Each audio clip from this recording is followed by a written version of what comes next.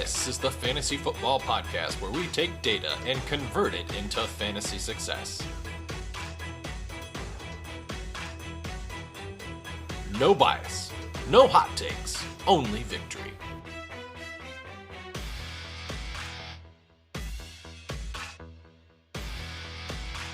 This is the Fantasy Alchemist Podcast, and now your host, Dustin Chandry.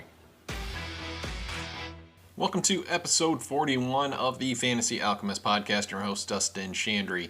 For today's episode, we will be looking at waiver wire targets for Week 12. Now, before we get started, I want to remind you, you can follow and interact with the show. We are on Twitter at FFAlchemistPod. Now verified, again, it is at FFAlchemistPod.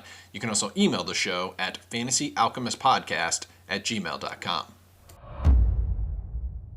Now let's start with the running back position, and I think the number one waiver wire target of the week, and that's going to be Seahawks running back Zach Charbonnet, who's currently rostered in only 32% of ESPN leagues. Now, Charbonnet and then also Tajay Spears, these are two guys I have recommended for multiple weeks as guys that need to be stashed on your bench in the event that the incumbent starter got hurt. Now for the Seahawks, that's exactly what happened in Week 11 as Zach Charbonnet played 85% of snaps when starter Kenneth Walker was injured early in the Week 11 game.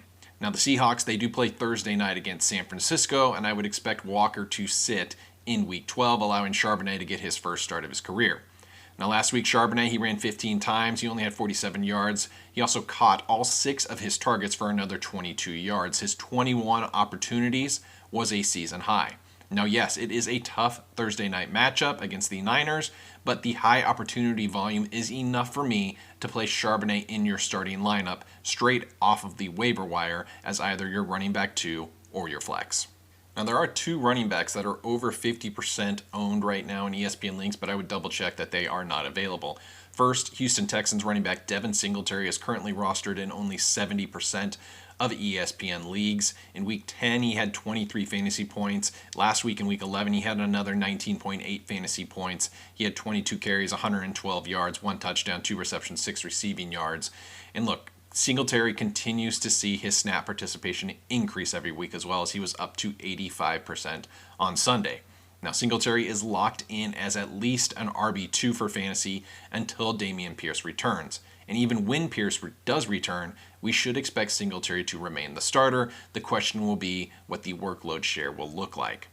The other option above 50% I want you to double check is Packers running back A.J. Dillon, currently rostered in 60% of ESPN leagues. Now Aaron Jones left with what we thought was a serious knee injury, potentially season ending. It doesn't look like that anymore, but I would highly expect him to miss at least Week 12, if not multiple weeks. Now, in 3 starts this year, when Aaron Jones was out, A.J. Dillon has dominated opportunity. He's had over 90% of the running back carries. He's had almost 75% of the running back touches or running back opportunities. He's averaged over 15 opportunities a game in that 3-game sample. Now, he didn't do much with those opportunities as he was heavily used as kind of the grinder running back with no targets. However, last week, with Aaron Jones leaving due to the knee injury, Dillon saw 4 targets. That was the second most he has seen all season. Now, I do expect A.J. Dillon to get ample opportunity in Week 12, but I think he will need either a solid target volume or a touchdown in Week 12 to make him worth a start. Now, at the wide receiver position, I think there's one priority add, and that is going to be Colts rookie Josh Downs, currently at 44% ownership right now in ESPN League. Now, from Weeks 5 through 8, prior to his injury, Josh Downs was wide receiver 13 on a points per game basis. His teammate Michael Pittman was wide receiver 14 in that same span. Now Downs is seeing over a 20% target share and over 20% of the team's air yards this year. Now he barely played in weeks 9 and 10 due to the lingering knee injury, but the Colts are coming off a Week 11 bye week. Now you should monitor his status throughout the week, but if Downs returns to full participation, then you are getting a starting caliber wide receiver for free off the waiver wire. Now there's 2 other wide receiver options that I think that are going to be bantied about through the fantasy community this week.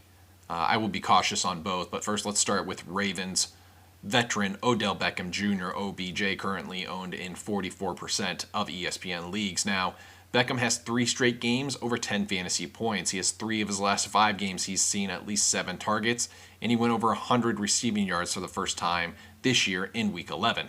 Now that's the positive. However, I think a lot of people are making the assumption that Beckham will see a bump with Andrews out for the rest of the season, but I don't see the evidence for that. And I think it's required to justify getting Beckham into your starting lineups.